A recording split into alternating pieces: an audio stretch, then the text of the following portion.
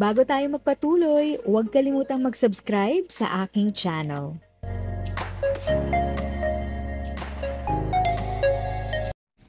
Thank you sa pag-click ng aking video. Good day po sa lahat ng ating SSS pensioners. Sa mga bagong viewers at napadaan lang, by the way, I'm Tita Eda. Welcome to my channel. Ang channel na maghahatid sa iyo ng dagdag kaalaman tungkol sa government services, bagong mga balita at informative videos na galing sa legit na resources. Mag-subscribe na para updated ka. Lahat ng SSS pensioners, lalo na po ang mga first batch, ay gustong malaman kung maaga ba ang release ng kanilang pension. Ang SSS pension ay nire-release 2 beses sa isang buwan. Para sa first batch, ito ay nakaschedule every first of the month at para naman sa second batch ay tuwing ika-16th of the month. At ngayon po, ang September 1 ay schedule ng release para sa first batch.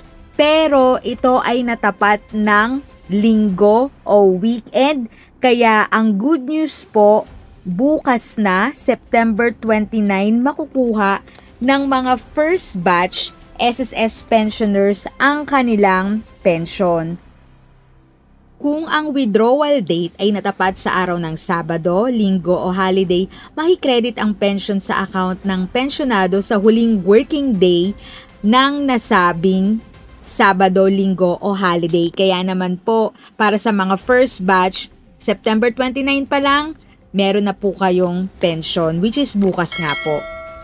At para naman po sa second batch ay sa October 16 nyo ito makukuha, napapatak naman po ng Lunes. Kaya as is po yun, wala pong advance na date na makukuha ang schedule ng inyong pension.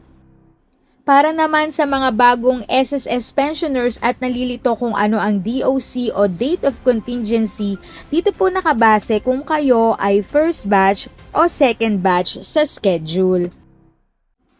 Para naman sa retiree pensioner, ito ay nakabase sa petsa ng kapanganakan o kung kailan nakumpleto ng pensioner ang qualifying conditions para sa retirement benefit. At para naman po sa petsa ng pagkamatay ng miyembro para sa survivorship pensioner. At lastly, petsa ng operasyon, pagtatapos ng pagkakasakit o petsa ng physical examination, alinman ang naaangkop para naman po sa disability pensioner. Yun po ang basis para po wag kayo malito tungkol sa inyong DOC o Date of Contingency.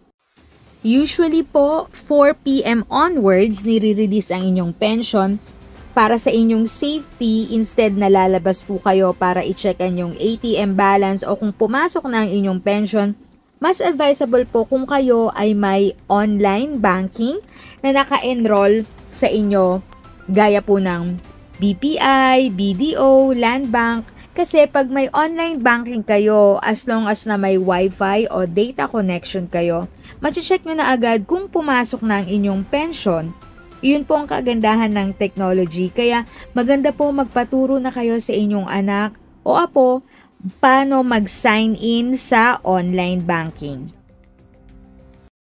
If sa tingin mo, natulungan ka ng video ko na ito, nakasave ka sa oras mo, you can click yung thanks button at any amount ay malaking help sa pag-grow ng channel ko. Yan lang po muna ang aking update. Sana ay nakatulong na dagdag kaalaman ang aking shinare today. Ang goal ng aking channel ay mag-create ng awareness. Kung ganitong mga topic ang gusto mo, panoorin mo ang mga videos ko na ito.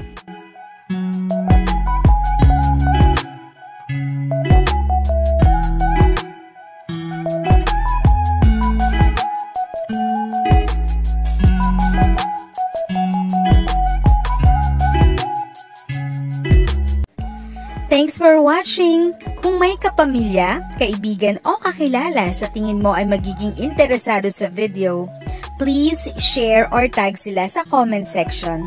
At syempre, if nagustuhan mo ang video, i-like mo na ito at subscribe ka na din. As always, feel free to write your questions, comments, and opinions respectfully. And continue to be a blessing and stay safe.